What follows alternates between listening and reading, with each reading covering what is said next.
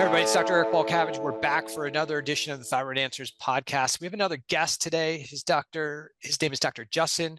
I'm going to butcher it. I keep asking him how to pronounce it. He's not Marchegiani. He's not Polish. That's why I can't get it. If it was anything with like C's and B's and lots of vowels, I would have got it. But it's probably a little different nationality. But Justin, welcome to the welcome to the Thyroid Answers Podcast. How are you today? Awesome, Dr. Eric. Excited to chat with you and dive into this topic. Yeah. So first, probably the best place to start is to get a little bit of background on you, who you are, what you do, and why we should listen to you. Yeah, absolutely. So I've been in the functional medicine field, full-time seeing patients for 15 years, 5,000 plus patients. So I have a lot of experience. I mean, there's a lot of people out there that talk on YouTube and do podcasts, but they're not really in the clinical trenches. And that kind of matters because you learn a lot when you're with patients. There's a lot of things that are theoretical. And then when you kind of get in the trenches, it's like, okay, well, that doesn't quite work the way you think it does, or then you got to actually manage patients. You got this patient in front of you that has these habits and these illnesses, and you're trying to get them to make these changes to get them over the hump. And it takes not just clinical information, but how do you manage that patient? How do you get them motivated? How do you get their plan of attack dialed in? And secondly, I worked in conventional medicine when I was younger for a handful of years, and I worked in a surgery center, and I was that person that would position patients on the surgical table. And I was that person that would help hold the limbs of the diabetic patients when the general surgeon would come in and tie off all the arteries and separate that leg from the knee. It was graphic. And when you talk to the surgeons, there really wasn't a lot of interest or there was a total disconnect on why that was happening and can we get in front of it. They just wanted to do their job. They went to school for a really long time to learn how to cut and do surgery really well, but there wasn't a lot of interest in preventing it. And when you'd watch them, they'd be smoking and eating donuts and doing all kinds of bad things with their diet. There really wasn't a connection to health and how they lived. They just were really good mechanics at cutting, which is important, but it's not root cause for a lot of these issues. And so that really got me motivated to figure out root cause. And then from there, it was like, all right, well, what should I learn? What should I study? And so there's lots of different, degrees out there. I chose chiropractic because it had a vitalistic philosophy to it, meaning the body can heal itself. We have to come in and remove those stressors. And in chiropractic and functional medicine, I think kind of really dovetail in really nicely. And so that's where I'm at today. And it was just all about ask, answer, try to get the truth, try to get to the root cause and figure out why this is happening, how we can get in front of it. Yeah. I didn't realize we kind of have a similar background early on. And I'm not sure if we even talked about that when we had a discussion on your radio show. But just for the listeners, you were on my podcast. So make sure anyone listening here, check out the podcast with Dr. Eric. That'll be up really soon. Yeah.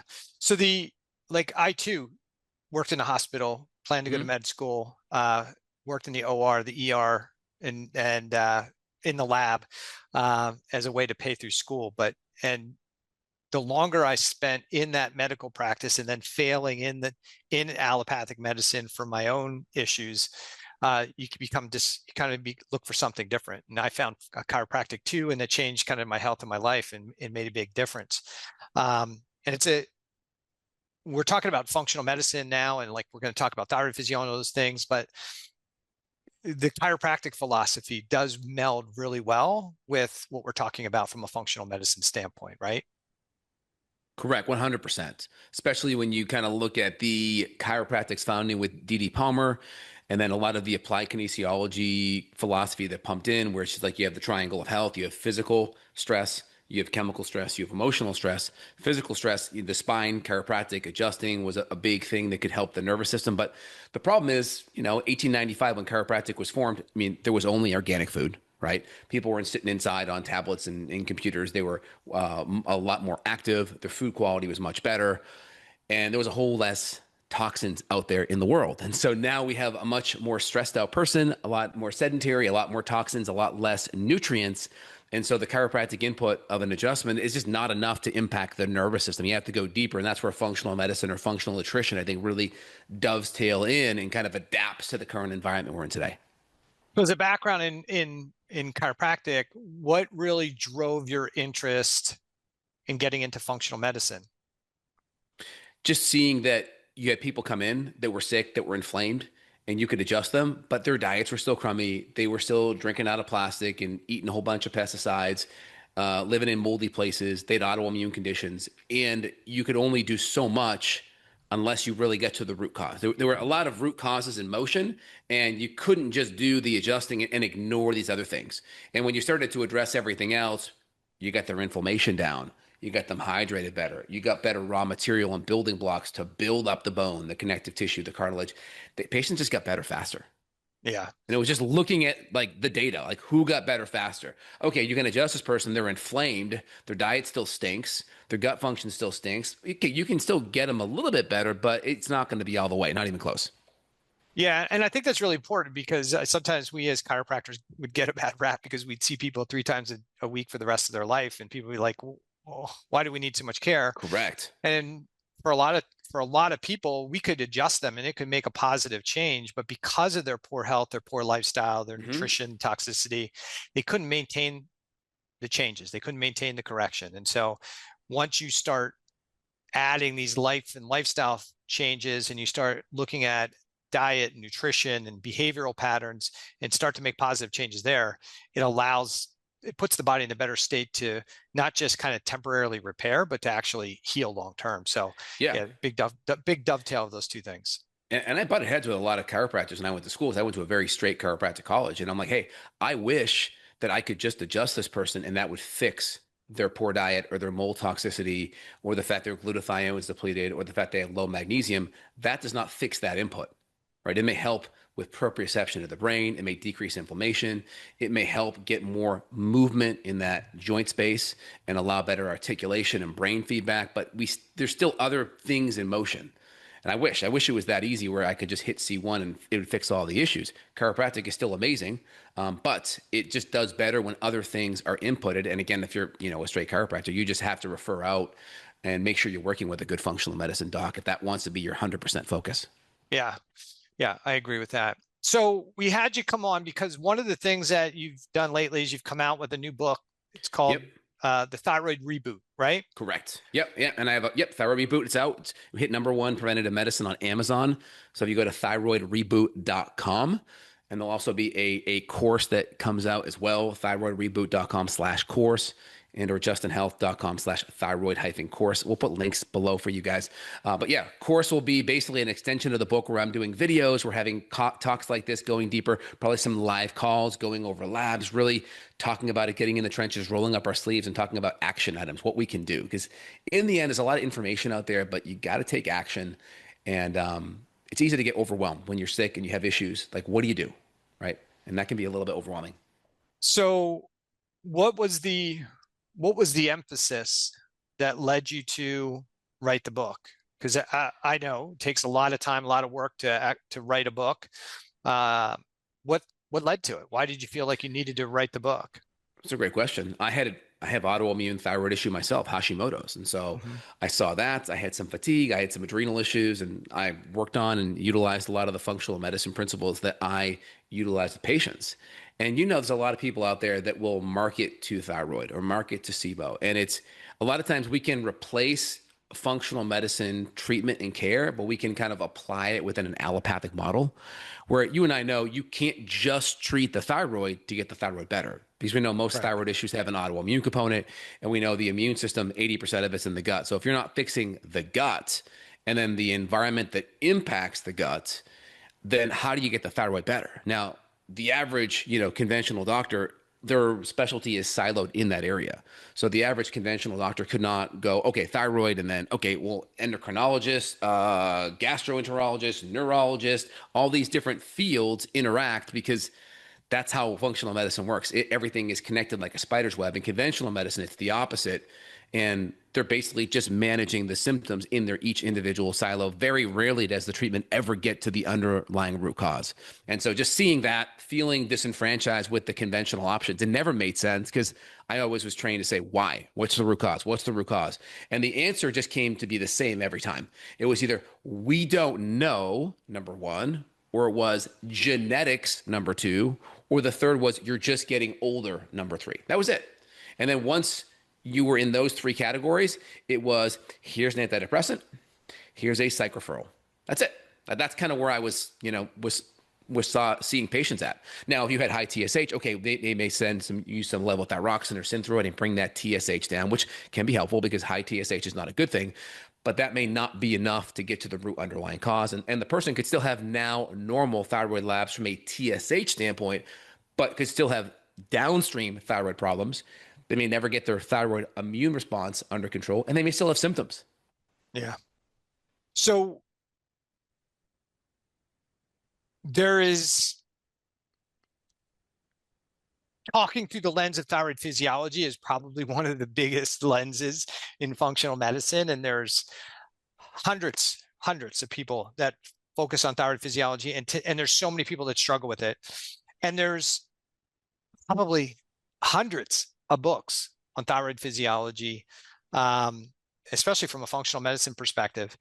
What's different from your perspective about this book? Is there something about this book that you think is the focus of the book to talk to the patient about different aspect of thyroid physiology, or is the purpose of the book as a guide to how do we get better, or I guess maybe even the better question is, how do you think this book is different from so many of the other books that are out there on the market? Because there's a lot of people who are listening to this podcast and other podcasts who are struggling with thyroid physiology. Like, I've got that book, I read that book, I got this book, I read that book. Why should they pick up Dr. Justin's book? Yeah. So first off, being a clinician and being in the trenches, I try to create the book that I would want as a clinician starting out. Mm-hmm. I try to connect all the areas that impact the thyroid. So we're talking about gut function. We're talking about infections. We're talking about lifestyle. We're talking about dysglycemia. We're talking about autoimmune. We're talking about gluten and diet changes.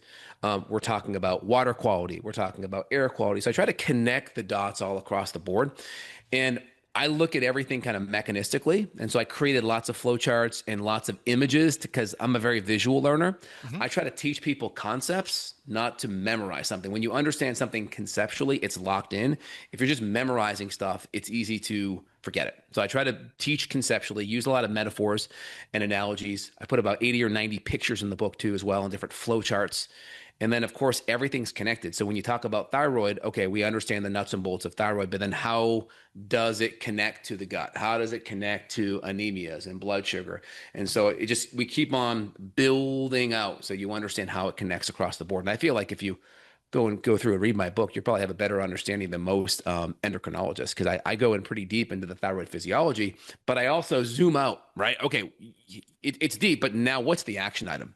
Because you don't have to understand everything at the most physiological, cellular, biochemical level to get the benefit, right? So if we do the right diet, the right food, the right hydration, we're digesting our food. There's so many things that are happening at the cellular level that's working just because you're working at these higher levels, and everything goes downstream from there.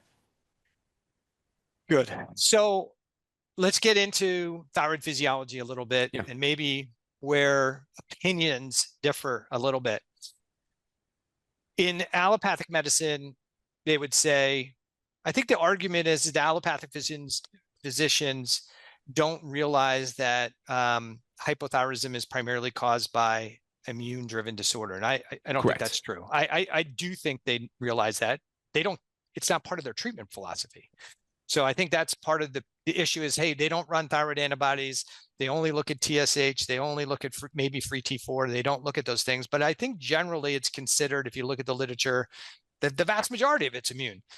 But from their standpoint, they're not trying to fix an immune system or a root cause. Their job is to identify when thyroid medication is appropriate so that they can manage the patient into perpetuity. Because the belief is that the immune system is going to just destroy the gland. There's nothing you can do. But our philosophy should be different.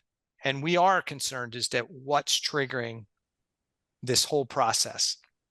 So in your opinion, when you have a patient who's coming in who's either diagnosed, not diagnosed, diagnosed and on medications, but still stuck in what I call thyroid purgatory, which is that space between where they were before medication and where they want to be, and they're not there with medication, what should people understand from my immune system is causing damage to the gland? What should they understand about, is it fixable? and what might be potentially driving that immune condition? It's a great question. So when I look at that, I tell patients stress and immune stress all summates. So imagine you have this metaphorical stress basket. All these stressors go into that basket. And for some person, gluten could be a massive stress. It's amazing because you talk to endocrinologists, they're not really aware of it. I met one the last month that actually had a connection to gluten, but then they were just, cut out gluten, but there was no recommendations. It's hard within a 3 to 5 minute visit to give anything tangible or actionable. I mean, we're talking about this stuff, 10, 20, 30 minutes of patients breaking things down, how to apply it, going through a food log, and they just don't have time to do these things. And so, if you go into PubMed and you just type in gluten and Hashimoto's, it's like crazy. But, also if you're eating a bunch of rice or oatmeal or other cross-reactive autoimmune foods, that could still be enough to inflame the gut. So when I look at autoimmune inputs, dysglycemia is a big one. So your blood sugar just going on this roller coaster up and down because you don't have good foundations of proteins and fats, and maybe your carbohydrates aren't dialed in to your metabolism, right? That's a big one. And again, we can talk more about, well, what does that mean? How do you dial that in? You could have mold toxins going on in your body. You can have infections or different levels of dysbiosis, whether it's SIBO, SIFO, fungal overgrowth, Candida, H. pylori, different parasitic infections.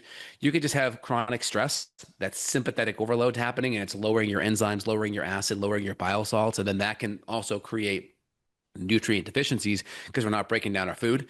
And then we can just have a diet that stinks. We're not having the nutrients coming in. We're not having the raw material to build our thyroid hormones or run our Krebs cycle and mitochondria or run our neurotransmitters, right? Our brain chemicals all come from protein. Our hormones from the thyroid down are all cholesterol, steroid-based hormones. So if we don't have the raw material, our brain suffers, our hormones suffer, our thyroid suffers, and there's a lot of inputs. And so we have the gut, the stress inputs, the toxins. So you could put heavy metals, mold, pesticides, mycotoxins, all those things could be in there. So there's a lot of inputs. But I'd say with patients, the food and then the gut component. And I would say dysglycemia is a big one, right? Big one there too. And then of course, if you're a female, as you go more into menopause or as, let's say, progesterone drops and you start to have hormonal imbalances, that can skew the immune system as well. So we're talking about stress. Different types of stressors are the triggers. And these are the things that can activate the immune system that potentially creates damage. So in your opinion, then, is what's happening with the immune system broken physiology, or is what's happening with the immune system and damage to the thyroid gland, is it adaptive? Because an adaptive response to the stress. Do you understand what I'm saying? Because some people will say the immune system's out of control and therefore it doesn't recognize your thyroid gland as self-tissue anymore, therefore it's destroying it. That's an immune system out of control. That's not a great place for a person to believe they are, because how do we then change that, right? If your tissue is no longer recognized as self. So when you think about what's going on with somebody, and we'll just start with the thyroid gland perspective, do you often think this is broken physiology, or do you think it's more in line with an adaptive response to the stress? Yeah, I think it comes down to, I call it maladaptive physiology. Your body, the healthier you become, the more you can adapt to stress. Now, there are certain people that have stronger genetic predispositions, whether it's sensitivity to gluten, sensitivity to mold. Well, only a third of the population is really sensitive to mold, right? And then, of course, chronic stress, and then gut barrier breakdown. As the gut barrier breaks down, then your immune system is being exposed to more of the outside toxins, because technically in your stomach or in your intestines, it's still outside until it gets absorbed in. Now it's inside. So now you're getting exposed to the outside world with that gut barrier and that immune system that's overreactive. So I think it's maladaptive physiology.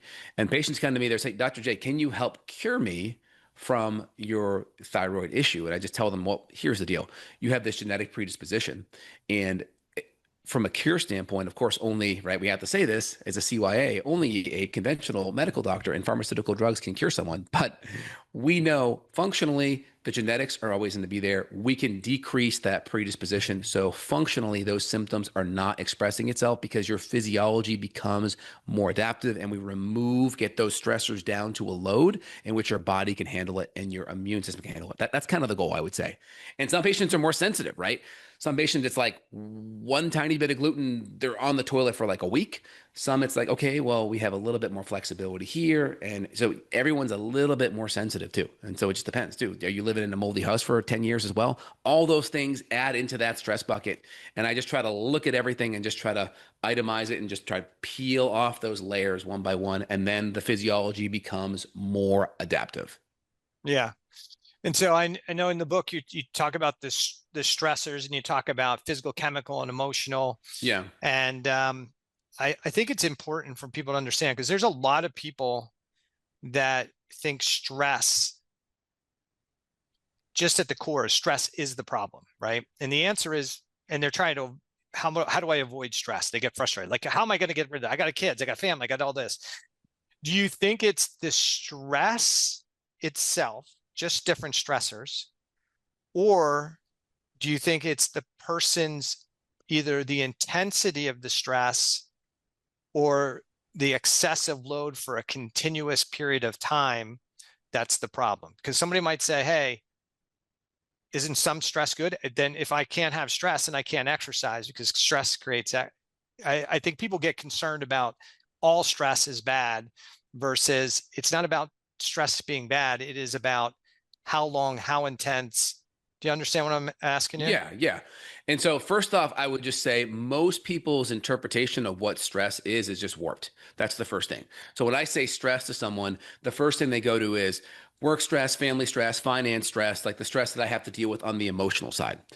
But let's face it, you could be meditating on a beach, chilling, but you could be living in a moldy home, getting exposed to gluten or inflammatory foods, have active gut infections, have dysglycemia because you don't have good proteins and fats with your meal, and your body could still be under tons of stress, even though emotionally you're doing your yoga, you're having your celery juice, you're meditating every day. And so most people, their just interpretation of what stress is just, it's not complete. And so that's the emotional side of the fence. But then we have the chemical stress. And I call chemical stress, it's the hidden inflammation, because that's where most people, they just miss it, right?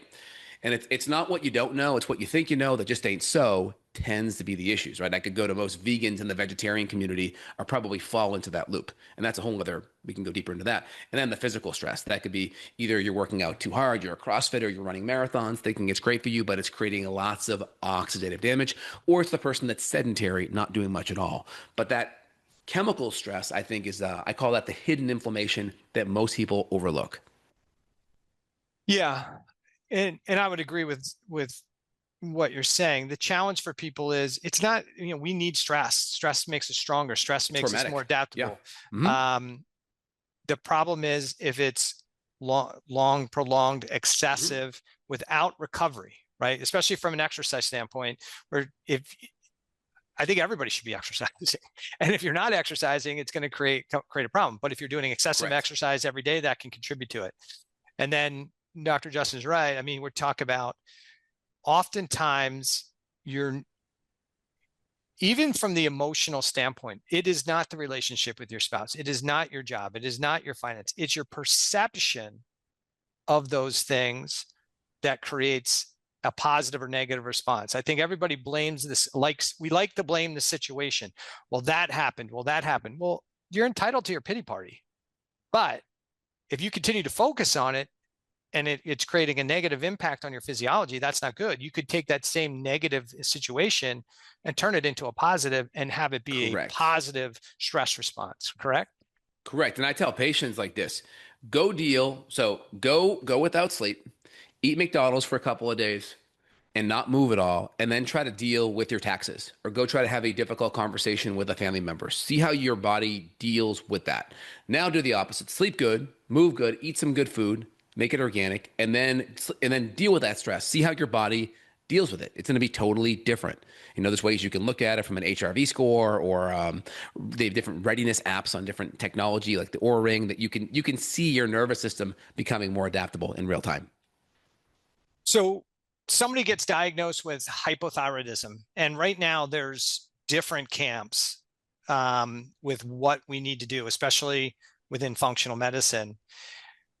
Somebody comes in, diagnosed with hypothyroidism. where do you look to start with that person as a starting point? Maybe we'll say they're not even on medication yet. Where's your starting point with the person? What does that person need to understand? Yeah. So the first thing I do working with a patient like that is I run a timeline history. I try to see where they started, where their history and their health issues started to go wrong, because the timeline tells me a lot, right? So I want to understand, was this 10 years ago? Was this a year ago? How long has it been going on? Number two, what was going on? What was your diet like? How many rounds of antibiotics have you had during that time? What was your diet like? What was your digestion like? Would you have a lot of emotional stress, work stress? I also try to understand how much better have you gotten from your low point? Because someone coming in with thyroid issues who's 80 to 90% better over the last 10 years, when 10 years was their low point, that's a different patient that is at their low point and it's been going on for 10 years. So I try to figure out how much momentum someone has in improving in the right direction or the wrong direction. And are they at their low point when they're coming to see me? And then what kind of interventions have they already done? Are they doing a lot of diet things? Have they seen other functional medicine doctors with good success? So I try to first take inventory of that because that tells me a lot. And I try to look at what changes they've already made, what supplements they've already done, what things they've already focused on, and what success or not success have they had. So I try to figure out that first. And then from there, then the plan then we try to cater everything based on that. Because if someone already has data points, I believe the patient in a good history, you can get a lot of information, either what to do or what not to do. So I start there first. And again, we can go different theoretical pathways of like, well, if they come in with this, what do you do next? Or if they come in with this, what do you do? So we can talk about that. But I always like to get really specific first. No, I think that's the appropriate. The timeline gives us the story of how we got somewhere, right? Yes. So that becomes critically important. And it is important to know what have they done, especially especially if they're just newly diagnosed and they're not on medication. How did we get here? For the client who has been on medication, knowing what they've done and what they tried, what worked temporarily, what didn't work, becomes really important.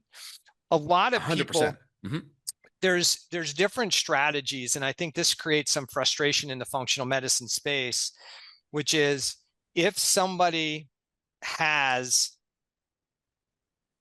we'll start with this and I'll get your opinion on.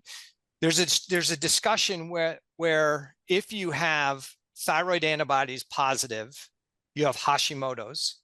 If you don't have positive antibodies, you don't have Hashimoto's. And I don't agree with that concept because I don't think that's necessarily valid.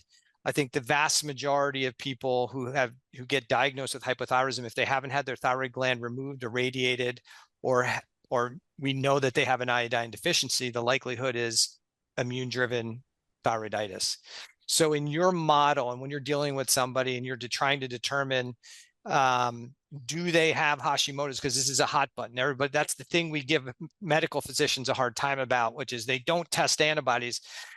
How much do you fall into that same philosophy that if their antibodies are positive, they don't have Hashimoto's? And then if you do believe that, what do you think is the driving factor in most of those cases that aren't immune driven? So in my working philosophy with a patient and how I work everyone up, I always assume there's some level of autoimmunity no matter what. We know the literature shows 10% of the population can be seronegative. It could be even higher than that, where they're not making antibodies, but when you run an ultrasound, there's some level of thyroiditis around the tissue, but they're just not making antibodies because of it. And so for me, it doesn't really change that much because I'm always pulling out the foods that have the most likelihood to drive thyroid autoimmunity. I'm always looking at the underlying stressors that could impact the immune system and drive Hashimoto's, but it could also still be an inflammatory stressor on someone without an immune response. And I'm still going to be testing the antibodies at least 3 times. And I'm still going to be doing an elimination diet. And I'm still going to pull out certain foods that may be a little bit more strict and see how they do as they provoke, as they add them back in. And I'm going to look at the thyroid conversion downstream. I'm going to make sure we add in all the nutrients that are going to be helpful for potential autoimmunity. So we know things, 200, 400 micrograms of selenium methionine is very helpful. with the deiodination process and the hydrogen peroxide metabolites that get spit out due to making thyroid hormone. So we know adding in some selenium can be very helpful at decreasing the hydrogen peroxide. We know things like magnesium and zinc and CoQ10 can be very helpful. So there's a lot of things that they're just good go-to things within a functional medicine program because most people don't get enough of these things because of our diets and because of the soil. So you can't go wrong having some of these things anyway. And the data shows it's still going to help on the autoimmune side as well. We're still going to manage blood sugar. We're still going to, I'll do what's called functional glucose tolerance testing. I kind of coined the term a decade ago, but we'll test people's blood sugar fasting.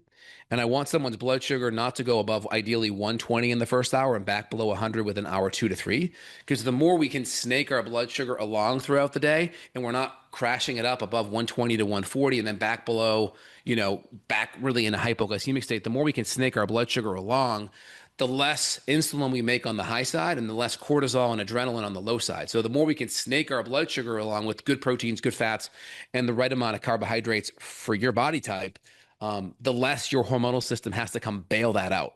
And so I'm looking at all those little inputs and I try to factor in that we could miss autoimmunity. So I'm trying to have as much things into the mix that are still going to help it either way. Yeah, I think that comes back down to the foundational treatment strategy, right? You're still trying to reduce the stressors to the best of your ability because that should calm down an immune inflammatory system. Correct. My thought process is the immune system oftentimes, at least in the beginning, is not dysregulated. It's not that it doesn't recognize your own tissue anymore. It didn't wake up one day and start attacking your thyroid gland for no apparent reason. I think it's more likely that what we see, reduced conversion and thyroiditis, is probably more of an adaptive response. But if we get back to this antibody piece, I think why it's so important, not just for patients but for clinicians, is that we for some clinicians, they're still hanging their hat on this person doesn't have an immune condition, it's something else. Well, there's not only a few things it's going to be, and it's going to either be nutrient deficiencies like iodine and the other things, a removal of the gland or a destruction of the gland, or immune-driven issues. And I think the big thing, and I know you did touch on this in your book, is that the vast majority of people, when you start to look at immune-based panels, and one of the companies that has one of the best immune-based panels is Cyrex Labs, has their test called their lymphocyte map that looks at the T cells and the B cells and the natural killer cells, and we look at those. And in running probably more than, 100 of these tests or so, you start to see that the vast majority, not only does the scientific literature show that most of these people are Th1 dominant, Th17 dominant, or CD8 dominant, but you see it on the actual test. And so people who've been diagnosed or not diagnosed with Hashimoto's, I would say the vast majority of people, that's the last thing they have to overly worry about is, are my antibodies positive or negative? My suggestion to most people is don't stress too much over it. Whether your antibodies are positive or negative is more a factor of your the way your immune system is imbalanced, not that one is better than the other. Because sometimes people think it's the antibodies that create all the damage, and so they're eating away their gland, and that's really not the case. So I think when we think about that from a seronegative perspective, that 10%, I would probably argue that too. I know the literature says that, but how many patients who get diagnosed with hypothyroidism with a positive TSH and low free T4, how many people are going in then and saying, hey, let's run an immune panel on you and look at your Th1, Th2, Th17, THCD8. We just make the assumption that, hey, it's hypothyroid, we're going to put you on medication in a traditional model. And I think if we actually did more immune assessments on these people, we'd probably see that there's a much larger percentage of the people who get diagnosed with primary hypothyroidism are probably seronegative just because of the shift in the immune system. Yeah, that's why you have to have a product. Like, I don't want to deviate my checklist of things to look at that much, because in the end, what impacts autoimmunity is going to be inflammation and toxicity. And then you could throw in nutrient density. Maybe we have a lack of nutrient density, but then if you don't have a lack of nutrient density, you're typically consuming processed grains, processed flour, processed sugar. So then those foods also drive inflammation too. And so I just try to build things up that are going to have a fail-safe and a backstop no matter what. And like you said, right, most Hashimoto's are going to be more on that Th1 kind of immune mediated side. That's going to be your interferon kind of compounds. And then your Th2 are going to be your IL-4, your IL-5, your IL-13. You can go run Th1, Th2 panels to look at these markers. I just assume these things are there because you have to go and look at the underlying upstream things of what you're going to do to fix it, right? Because you have downstream symptoms, whether it's fatigue, whether it's different immune cytokine imbalances, whether it's low T3, poor T4, T3 conversion, increase in antibodies, hair loss, fatigue. These are all downstream symptoms. And so I kind of talk about this in the book where we talk about the SSS approach. So you have the bottom S is the symptoms.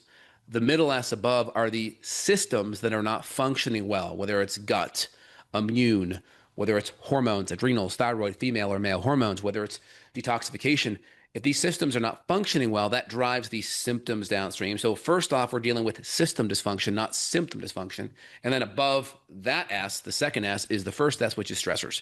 And that's where we're looking at the physical, chemical, and emotional stressors, because those are the things that create the problems to begin with. And a lot of people, they get into, they think about it like this. The analogy I give patients is, let's say you get a flat tire on your car. You're driving around, get a flat tire. You decide to ignore the flat tire on your car for a year. You're like, man, this car drives like crap. It's been a year. Let me just go get to the root cause and change the flat tire because that will fix the underlying problem. Is that correct? Absolutely wrong. You go bring the tire in, you go change it. You're like, damn, my car still drives like crap.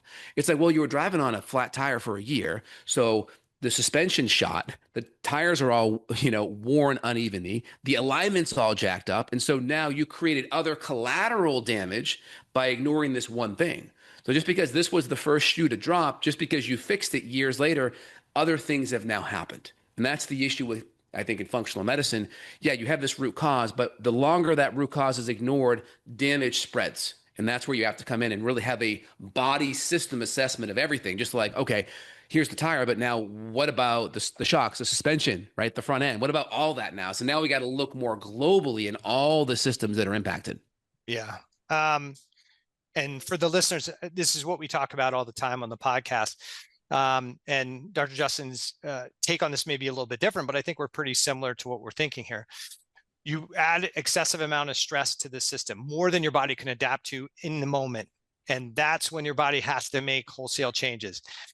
And what we have to say is, hey, I can't manage all these systems under this stress load. So I have to shift energy away from the less important systems and shift it to the more important systems. And if it's a threat or perceived threat, that means the immune inflammatory system gets upregulated. Unfortunately, there's a lot of things that get downregulated.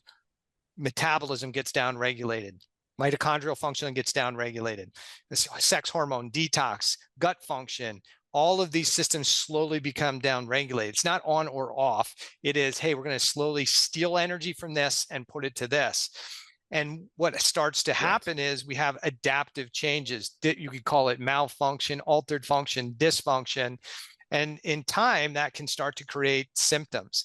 But those things that we often see as the dysfunction or the symptoms is the adaptive response. But then we get to a point, and this is what I think the point Justin was making, the longer we're in this adaptive state, the more likely we are to create multiple systems dysfunctioning and maybe going into diseased function the longer that process is going on. So you take away the original stressor and you go, but I took away the gluten. Why isn't everything not better? Well, because you have chronic inflammation, your gut's dysregulated. Bingo. Your sympathetic nervous system's been upregulated for so long. That's caused compromise of your detoxification pathway. So it becomes, and what I call it is, and I'm sure Justin's got a different term for it, but when people say, like, I've got adrenal issue, I got this issue, I got that issue, I'm like, look, you should expect all of those issues. Yes. You shouldn't expect them. So when somebody says, well, what do I call this? I just call it a multi-system adaptive disorder. That's what you have. And you're correct. And the thyroid physiology is not broken. It's part of helping regulate that change in many cases, at least at the onset. So it's imperative when you're coming into this space, especially if you're coming into a functional medicine space where you might want, hey, just tell me how to fix my thyroid. many times it's going to be a Dr. Justin or Dr. Eric who's going to go like, all right, we just got to make sure there's enough thyroid hormone for right now in the system, not too much, not too little. Correct. But if you Correct. really want me to fix your thyroid, it's not fixing your lab values with a medication. It's finding out why this whole process is going on to begin with. Correct? Correct. 100%. And then also, there's a difference between, let's say, seeing someone that has a TPO antibodies around 30 or greater than 1,000, right? Or someone who's at TSH that's been elevated for 5 or 10 years, or it's not even elevated. We just may have some minor TPO increases. Because we know TSH, if your TSH is finally elevated, your thyroid issue has probably been going on for over a decade. And so we know the longer your physiology is out of whack and we have maladaptive stress happening, then the more the immune system can get provoked. And having antibodies at 20 or 30 is different than 1,000. And your response to food, your response to other stressors in the gut is going to be, let's just say, exacerbated just because of the immune response is so wound up, right? Because as that immune system gets more out of kilt for the longer and longer and longer, the more wound up it is and the more sensitive to things you can become. This is why some people can handle a little bit of mold and some people go into a moldy house and they start getting headaches, right? Because everyone's immune system has a different level of tension based off of that maladaptive physiology. And also there's genetic predisposition there too. Yeah. And I guess I would differ with that. I would say, because I see people on both sides. When I look at their immune system, there are people that have really high antibodies who are easier to get better. And those high antibodies don't necessarily mean they're in worse shape, at least in my 30 years of doing it. And the people that don't have antibodies or they're 30 may think they're in better shape because it's lower. And I don't think that makes as much of a difference in my opinion, because what we're really looking at is the antibodies aren't causing most of the damage. And you can have a really wound up immune system, really high Th1, Th17, really high CD8, and that may be creating so much destruction on the thyroid gland, but not much in the way of antibodies. And you could have somebody who's really Th2 dominant and has really high antibodies, and they're not in that bad of shape. And so the antibodies, if the philosophy is that the antibodies cause lots of damage, then yeah, I would say then that's why somebody might think that. But based on my years and my research, the antibodies don't create much of the difference. And so you can have just as much damage without antibodies or low antibodies occurring and just as much immune dysregulation as somebody with high antibodies. Yeah, I mean, I think it just depends on how high and then also where are the actual hormone levels at. I mean, are we talking T3, in the low twos? Are we talking T4 also dropping? Are we talking sky high TSH? I think it just depends. I mean, where there's smoke, there's fire. We know there's so many things that can impact the immune system. So the immune system is still in effect. It's still not the underlying cause of the whole thing. Mm-hmm. And so I think it just depends upon where that glandular output is. Because we do know over time, though, that gland, scar tissue can sit in and that gland can become fibrotic. And the longer someone has Hashimoto's, the greater chance they may need thyroid hormone. And if you get someone early enough and you get the inflammation down, forget the antibodies. The antibodies are downstream. If you get the inflammation down and you get the toxicity down and you get the gut and the tight junctions and all the leaky gut stuff under control, you're going to lessen inflammation and your chance of needing thyroid hormone the rest of your life goes down. Yeah. So I've seen that over and over again. And so there's definitely tissue reduction, functional tissue capacity reduction that happens the longer someone is in this, just based on my experience, because the sooner I can come in, even if they've been on hormone, we can lessen their need where they don't need it because their TSH stays in, let's say, below 2.5, their T3 is above 3, and we're able to see that functional capacity go up. So I think antibodies are downstream. It's always important to go upstream. That's kind of my focus. So yeah, I definitely, the longer somebody has thyroiditis going on, the more destruction and more damage and the likelihood that there's going to be less production, for sure. In the end, it just comes down to what are you going to do about it? Because if I'm whacking my finger like this all the time, right? By me stopping whacking it, which is the inflammation input, there's all these changes in interleukins and cytokines within my finger. I'm not focused on any of the interleukins or any of the cytokines, but me stopping with the hammer, I'm changing all of this because this is all downstream.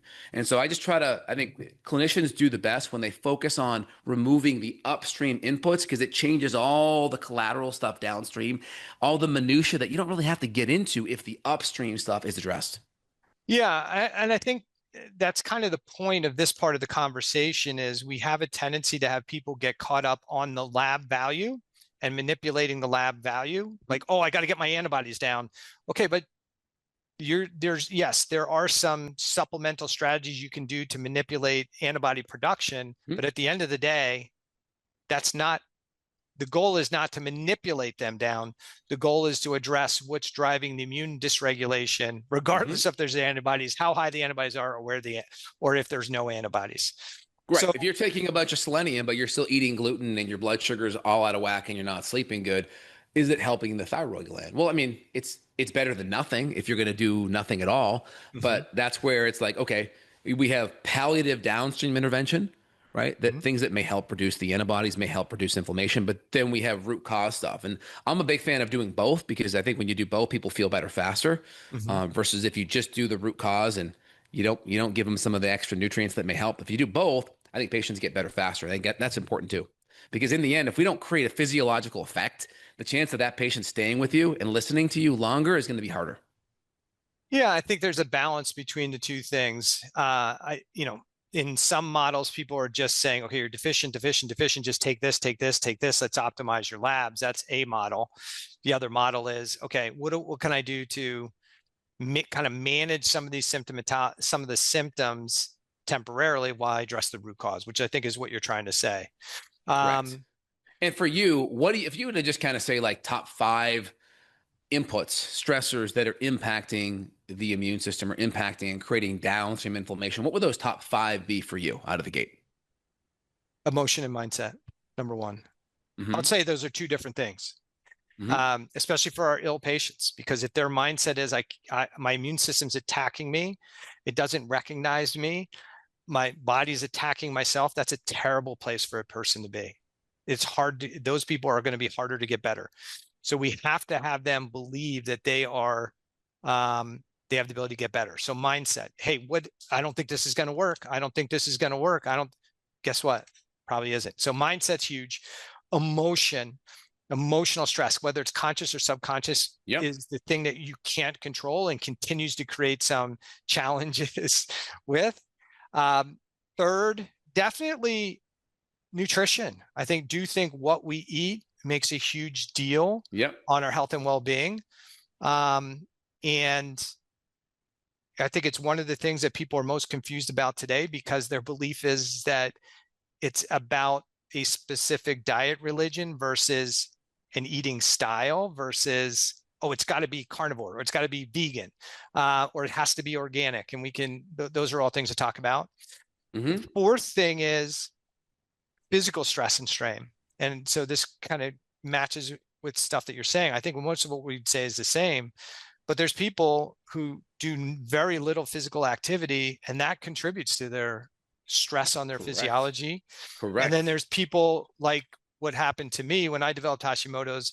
It was excessive training and poor recovery for a long period of time that eventually became probably one of the biggest things that was breaking me down and creating a stress response. And then for the fifth one, it would be appropriate sleep and recovery, because for a lot of people, if you're not sleeping and getting proper rest and recovery, then your body can't heal, it can't recover. Correct. Yep, correct. I would just throw in anything that's going to impact the gut barrier. Of course, stress impacts the gut barrier via the nervous system, via excess cortisol, via the sympathetic response, which then decreases the ability to break down foods.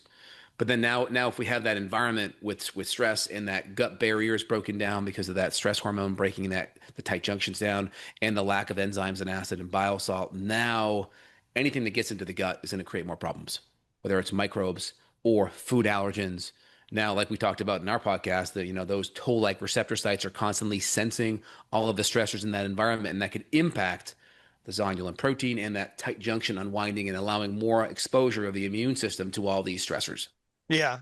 And I think that's that part's the challenge, is because we talk about those. You said, hey, what 5 things? When I think about it, I've broken down what I call those fitness factors to 18 things, but those first 5 we talked about are foundational. Yep. But people hear something like leaky gut, or you have SIBO, and then, oh, that's what's causing my hypothyroidism, is the leaky gut. And so then they want to do a leaky gut protocol to fix their leaky gut. But then we have to ask the next question. And you said you're a person who always likes to ask why. What's causing the leaky gut? What's causing? So you can go from functional practitioner to functional practitioner doing their leaky gut protocol. But 100%. if you don't address the life and lifestyle factors that create the excessive stress load, and that for one person might be their relationship with their spouse. For another person is they go to a job that they hate every day. For another person is, hey, they're always worried about their finances. Another person is because they consume way too much alcohol. For another person, it's all of those things all at the same time. And then they figured, I'll deal with all the stress by going to the CrossFit gym and beat myself up for 2 hours, and I'm exhausted and I just go to sleep, and that should fix it. And all of those things are contributing to it, right? Correct. And my biggest pet peeve when people talk about leaky gut, I tell them leaky gut is an effect, it's not a cause. And so I want to put as much of my focus on the causal elements that are driving the gut permeability, whether it's foods, poor digestion, whether it's mold toxins, gut bacteria imbalances, infections, all those are going to be driving the leaky gut. Right. Or when you talk about stress, like, well, how does my relationship with my wife impact my digestion or my gut? Well, very simple. It impacts the nervous system function, the sympathetic function. You get more sympathetic. That's more breakdown, gas, go, go, go. Less parasympathetic, which is build up. And the more your sympathetic nervous system is activated, that takes blood and it mobilizes it to the extremities to fight and flee. And when you have a stress response, guess what? You are literally mobilizing a Snickers bar worth of sugar in your body via stress hormone. So you think, oh, I'm not eating bad. It's like, well, this constant stress, you just ate a Snickers bar worth of sugar.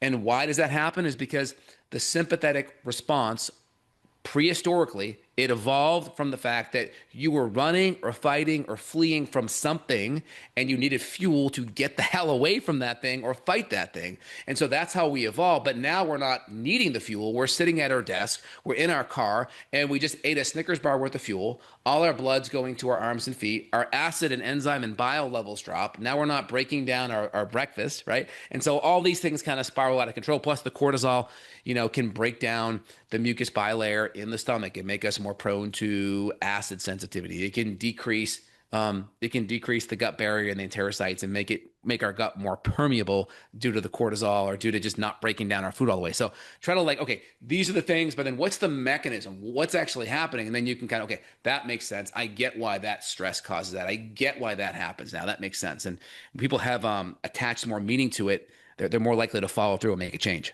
Yeah. I think the thing to add to that too, when Justin's saying, hey, we're taking energy away from certain blood flow and energy away from certain systems, and we're ramping up this immune inflammatory process, what you have to keep in mind is that the systems that are getting upregulated are getting an increased conversion of T4 to T3 as part of that response to drive more metabolism, to drive more energy metabolism.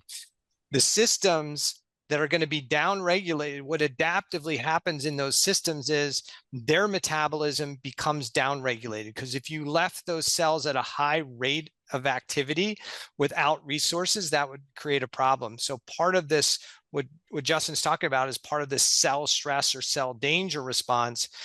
And what happens is inside those cells and tissues, there's adaptive decreased conversion of T4 to T3. So certain systems are going to be more hyperthyroid, brain, which is going to be more wired, more edgy, more anxious, more insomnia, but other systems are going to be downregulated: stomach function, digestive function, detoxification pathways. That is the give and take. There's only a limited amount of energy. And so there's got to be a give and take there. And that your reduced conversion of T4 to T3 in those cells is part of that adaptive response, which is a fantastic segue to the next piece of this. And which is that there's part of the community that we're in. We look at this and say, hey, we're doing a better job than allopathic medicine because we're looking at both T4 and T3, not just TSH and T4, and maybe looking at reverse T3. But we hear a lot, and everybody's got different opinions on this, that if you support somebody's thyroid hormone, the gland can't make enough hormone anymore, and they get on Synthroid, and they T4 is good, but they still symptomatic. In functional medicine, we look at total T3, free T3, and reverse T3. The general there's a big group of the community that says, well, if T3 is low or free T3 is low, because a lot of people have gotten away from running total hormones for some reason. If free T3 is low and reverse T3 is high, the problem is that the body can't convert T4 to T3. It's deactivating it to reverse T3. And the solution here is to give T3. Where do you stand on that? What's your thought process? I know you don't prescribe medication, so I understand that part, but you see these patients that come in too, and you see people, I'm sure, just like I do, that are sometimes taking 40, 60, 80 micrograms of T3 in an attempt to lower reverse T3 and get T3 into this range. Where is your thought process? Do you think that reduced conversion of T4 to T3 needs to be fixed with T3 medication? Or do you look at that reduced conversion of T4 to T3 as a sign that there's immune inflammatory mechanisms going on? Yes, we've replaced the thyroid hormone, but the conversion isn't broken. It's an adaptive response. Yeah. So my mentor, Dr. Dan Kalish, back in 2007, when I first studied under Dan, almost 20 years ago, it's crazy how time flies. But one of the first things he always taught me is anytime you have thyroid issues, we always address adrenal stress physiology. So when I talk about the adrenal glands, right, they sit on top of your kidneys, and that's part of the sympathetic nervous system interplay with our body from a hormonal standpoint, meaning stress comes in, the inner part of the medulla produces adrenaline, that adrenaline mobilizes cortisol, cortisol mobilizes glucose, that high adrenaline can increase, corticotrophic releasing hormone, and that chronic stress acute response decreases TSH. And the more chronic it is, the more that TSH can be impacted. And that can lessen the T4 and then lessen the T3. And then also the nutrients involved in that conversion, right? Certain B vitamins, certain magnesium, certain nutrients, zinc, selenium, copper, those nutrients can be burnt up at a much higher level the more we're under stress. So the first thing is you have to look at all the stress physiology on the adrenal side and get that down regulated. So figure out where those diet, lifestyle, emotional stressors are, get that down regulated. Work on supporting the cortisol, adrenaline, stress, get that feedback loop healthier. Look at plugging in all the nutrients that the body needs. Someone's coming in, their diet sucks, their blood sugar stinks, they're not hydrated, their electrolytes stink. I try to always work on getting the foundational physiology, getting the best practices there first, and then see where they're at and see how much that gets better on its own. And if we need hormone, I try never to ever recommend T3 by itself. Typically, nature is going to plug in natural desiccated thyroid tissue is going to have T4 and T3 together. You're going to have it in a protomorphogenic protein that's going to time release it. You're going to have other nutrients, other compounds with it. And so I would always try to recommend if we needed it over time, you worked on the foundational things, that T3 still in the bottom 20%, mid to low 2 range, then you may need that based on everything else done in the right order of operations, not doing it first. Yeah. So and I look at temperature too. I'm looking at everything. So it's all about the right order of operations, but typically I don't recommend T3 by itself. So I know there's a lot of people that think you have to optimize T3 as a starting point. You have to get the levels up. It sounds like you're not in that camp. I know there's people that do that. People are, I think, it just depends, confusion. Right? Because you have someone that comes into you that has been doing the right thing for a year or two. They've already seen a bunch of doctors. They have a different foundational point. And so it's kind of a trick question because let's say they're coming in and they've done all the things I'm already telling them for the last year or two. That's different than someone coming in that's on a standard American diet that has all these underlying stressors that we talked about not addressed. And so I'm going from the standpoint of these underlying stressors aren't addressed. No, work on that first. Yeah. Work on that first. If everything has been addressed, they've seen someone like you, they're on their second or third petition, or they're doing everything right. Okay, maybe now that makes sense. And so that's where the timeline history and looking at all the inputs, things they've done, new supplements, diet changes, lifestyle changes, things that they're doing, meditating, managing stress. What are the inputs to the system? And then how are they improving over time? And then have it make sense based on that timeline. Yeah. I for the listener, there's people that are taking Armor, NP thyroid, glandular, the desiccated thyroid extracts, and feel a bit better on them because they're getting some T3. If you're taking T4 only, you may not feel well because of the immune inflammatory process, and you're not converting T4 to T3 well. Yep, correct. But there are different voices in this community that say, hey, you got to optimize that.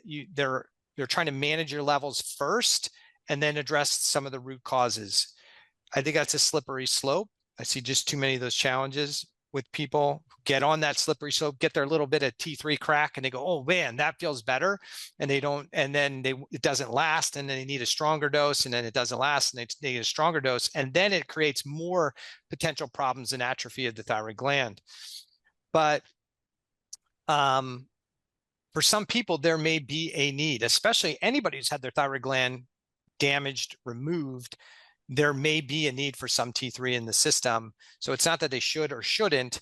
It's a matter of maybe when. And I think Justin's concept that he's talking about, which is, hey, we got to address the stressors before maybe we start forcing more hormone into the system as a starting point versus just saying we're just going to try and optimize, because you're not in optimal health. You're not converting T4 to T3 and you have an active immune system.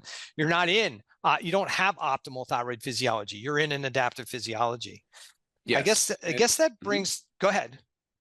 So I've taken like the Wilson's temperature syndrome course. I've taken Dr. Wilson's course where he talks about using T3, and some of the philosophy around it's a little bit different. It's a little bit more nuanced. It's about titrating up T3 in a way to clear out the receptor sites. And I'm always intrigued. I try to put my ego at the door and just say, if someone's having repeated success doing something, why? And is it the reason that they think they're having success? So I try to look at that and try to understand why. It's like a vegan or vegetarian that comes in. I see this all the time. They're like, I went vegan, vegetarian. I felt so much better. I'm like, just curious, what was your diet before that? I was eating all this crap. I'm like, okay, so you actually started eating and adding in more whole foods and cutting out a lot of processed sugar, so you did feel better. But maybe if you ate some animal protein, you'd feel even better, right? So it's like, are we throwing the baby out with the bathwater? And why are you feeling that? So when I see the Wilson people have some results, and lots of them, I'm like, okay, maybe something is happening there, but then what's the mechanism, right? And so they would say maybe there's a clearing out of the T3 receptor sites. But typically I like to give T3 in a whole food kind of glandular form. And then also, what about reverse T3? What about the stress physiology of reverse T3 kind of coming in there and clogging up the receptor sites and preventing some of that T3 from working and binding? So there's that there too. Yeah, but that's where I would definitely differ from you. Reverse T3, based on the literature, doesn't block those receptor sites. I think that was something we learned early, but it's not true today. But even if that's the case, this is where I'm like, I always go upstream, right? How much of that is impacting it? There's so many other things that are happening, because if someone has high reverse T3, they're going to have high cortisol. They're going to have neurotransmitter, adrenaline stuff, right? And so this is where you can whack the hand and you can be this is being hyper-focused on the interleukins and the cytokines. Doesn't matter. If you go upstream and you fix the underlying stress response, then a lot of these things that happen downstream get better, and then the physiology works better and or adapts better. And so this is where, again, the minutia, I think, kind of trips us up. We're stepping over dollars to pick up pennies. And so if we just go up higher, we can clear out a lot of that stuff. A lot of this stuff, it just becomes theoretical in the end. We try things, we see what works, we get data points, and we just try to always go upstream, because if we're up there, everything flows down. That's kind of my general take on it. Yeah. Well, I think the general philosophy of what's going on, but the idea that there is multiple things going on if reverse T3 is elevated. But if we see reverse T3 elevated, that's an indication of a problem.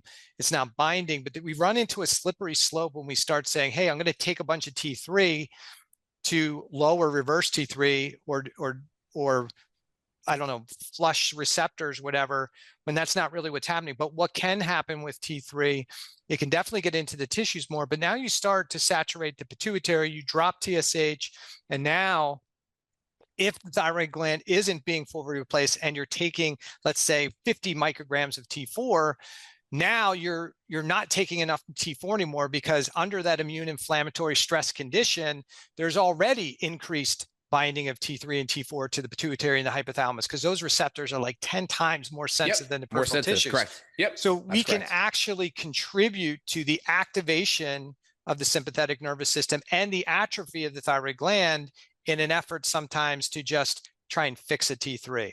So I think our general belief about, hey, what we need to do is there foundationally, but maybe the strategy from a medication, even though neither one of us prescribe it. I guess the last piece that we should talk about. And my point of saying that was just kind of giving the devil's advocate approach of what they're doing and why they're having results. It's not what I typically practice, but there's probably something there if lots of people are doing it. But again, it's all about the application. And so much of where functional medicine practitioners go wrong is the order of operations. Like, we can talk about all these things, right? But so much is the implementation. Like, I talked about the stress physiology stuff, right? And how that can help some. But if I did that after and did the thyroid stuff first, even though I'm doing everything, the order matters. Just like if I beat the eggs and put it in the flour after I bake it, like, it's no longer a cake. It's disgusting, right? And so much of what we do as functional medicine practitioners is the order of operations. And I agree with that. And then also, I need the patient to participate along this journey. And so if I don't do things to get them to feel better or explain things in a way that get them to be on board, then the whole thing's just screwed up. It's just all done. Yeah, I agree with that. That's why I think that was part of that point. Like, should we optimize physiology as if they're healthy first, or should we say, you're not healthy, we just need to make sure we have enough to support you, and then if we need to do some management and symptom management, let's do it. But our primary focus has to be identifying the stressors, reducing or eliminating, and improving diet, lifestyle, and habits and behaviors. Always. And that's where we go. Yep. So, always. And then also, like, talk about diets.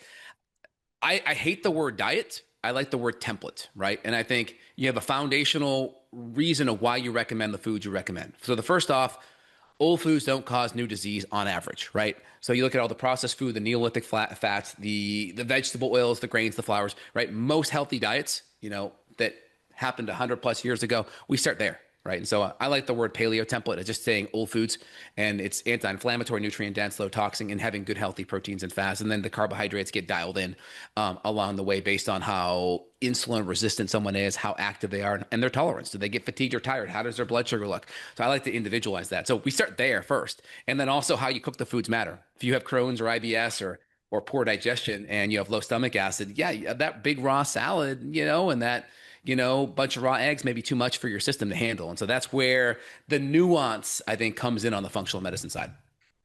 So I guess we should hit on this topic since it's big right now. People are kind of losing their mind.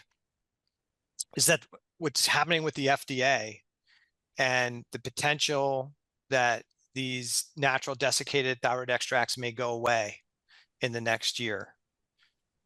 Where do you land on that concern? Are you worried? Are you not worried? You don't prescribe, but obviously you see patients with these medications. What's going to be your messaging to patients who come in there with these concerns?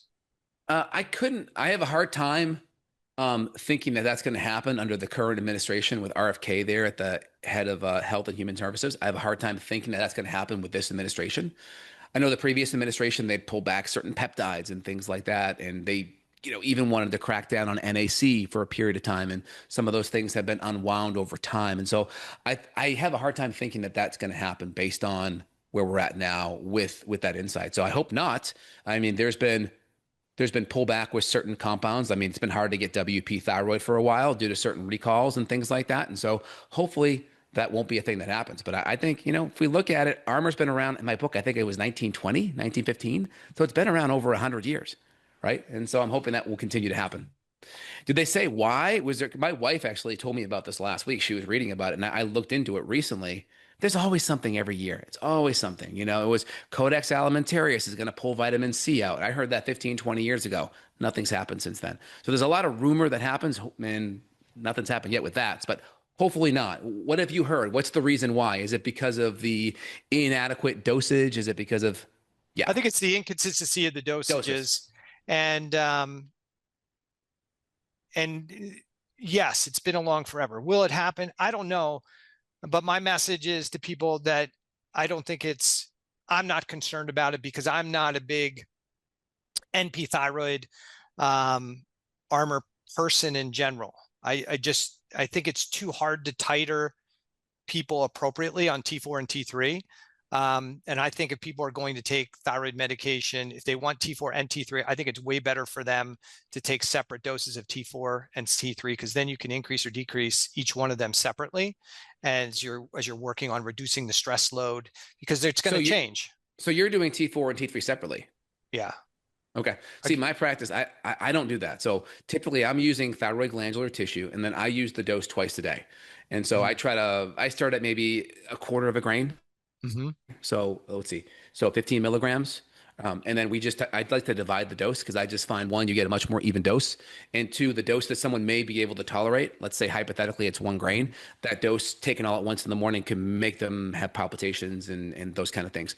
Absolutely. Heart rate. So I find dividing it twice a day is good. Empty stomach, good.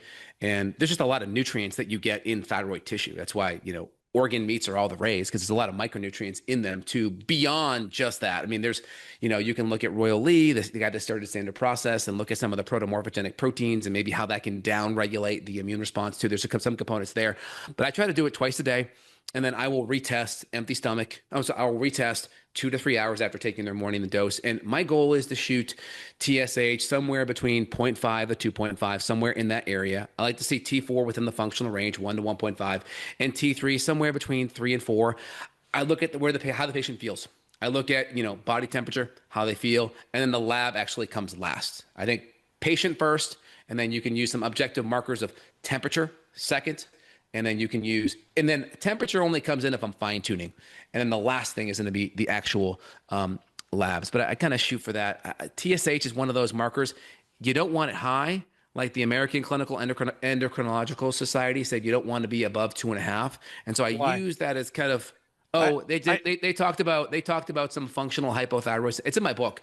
They talked about some functional hypothyroid issues that start to creep in at that 2.5 or above. And so I kind of use that as the high gauge. And then I look at maybe the low end around 0.5 or so, ideal in that 1-ish range. But that's just the foundation. And then I look downstream, and you got to look at the patient. And then I like to be somewhere in that functional reference range. But again, that's going to differ depending on, did you take your thyroid hormone 2 hours, 3 hours? But usually you're going to get a plus or minus 10, 15% though. So that's kind of my range right there. Yeah. Yeah, I think we would differ a little bit there. The issue with the glandulars, while they do have some other nutrients in them, is that if you're managing a thyroid value, if you're trying to manage a thyroid condition, the person needs some T4 or T3. But from my perspective, if we're trying to help somebody recover their thyroid condition and we're constantly suppressing their TSH, and we're worried about where that value is, we want it under 2.5 to down to 0.5, then there isn't a drive for TSH to drive thyroid gland production. So it's a difference in, I guess, sometimes philosophy. Are you trying to allow their thyroid physiology and their thyroid gland to recover? Or are you trying to manage the condition? That'll determine what the TSH that you're concerned about and where you want the ranges at. For me, since my focus with all my patients is in recovery, is that I don't want TSH suppressed too far, because I want TSH to drive iodine and nutrients into the thyroid gland, and I want the thyroid gland to recover. And if somebody needs T3, I want to make sure that we're not giving more than the thyroid gland would typically make, because we're trying to get them to convert T3 on their own, not overload the system with T3. So there's lots of different philosophies on how to do it, but in my practice, my focus is on helping somebody's gland recover. So we want to help them recover, identify the stressors, so that they can convert T4 to T3 better.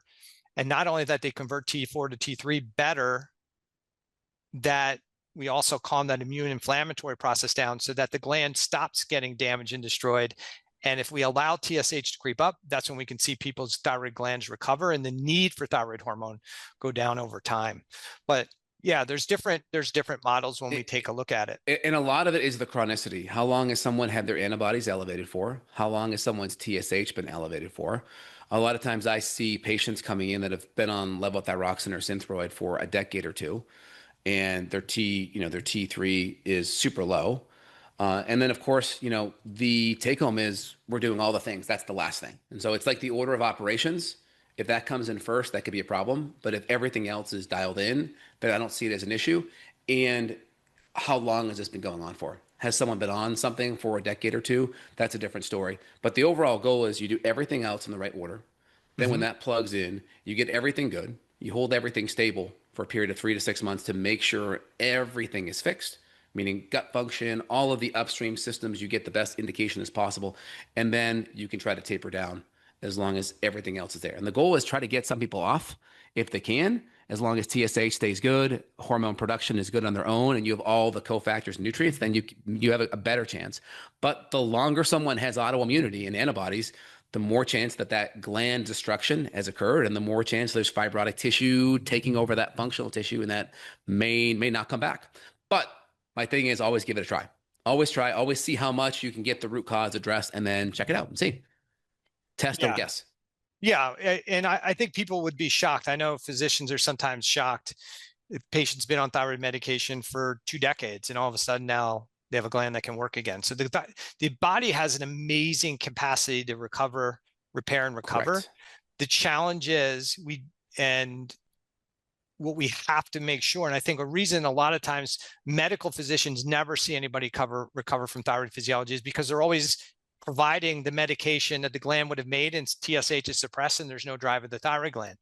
In functional medicine, sometimes we don't see a lot of recovery because we're doing the same thing. We're just using T4 and T3 medications, sometimes MP-thyroid armor, and we're managing and we never let the gland come up. But when we're doing all of those right things, I'm doing on the diet, nutrition and stuff, why do I still need the medication? Because you still have to allow that the gland to have that need to work. And so if we let that TSH number come up and just monitor it, and then all of a sudden we see, wow, now I'm making more thyroid hormone on my own. Okay, now I can reduce the dose. And now the gland's making more. So sometimes we have to not be so scared of that TSH, especially if we're using a recovery model to get it back. But hey, Justin, it's been a great conversation. We agreed on almost everything. Some things we may have differed a little bit, but foundationally, I think almost everything we agree with. Tell everybody the name of the book again, where they can get it, and how they can get a hold of you if they have some interest in having a discussion with you. Yeah, absolutely. So thyroidreboot.com will send you over to the book, #1 preventative medicine on Amazon. That'll send you over there, thyroidreboot.com. And then Thyroid Reboot /course will be the link for the thyroid course, as well as justinhealth.com/thyroid-course. And I see patients worldwide doing this 15 years, 5,000 plus patients. This is what I do. So I try to take information that I see clinically work, always changing, always adapting to see what's actually working, trying to get to the root cause. So I see patients worldwide on the functional medicine side. So if you want that support, justinhealth.com, and there'll be a Work with Dr. J button that you can click, and then you can schedule. Awesome. See if you're a good fit. Well, thanks for coming on the podcast. Good luck with the book, and maybe we'll have a conversation sometime in the future. Yeah. Sounds good, Doc. Nice chatting with you.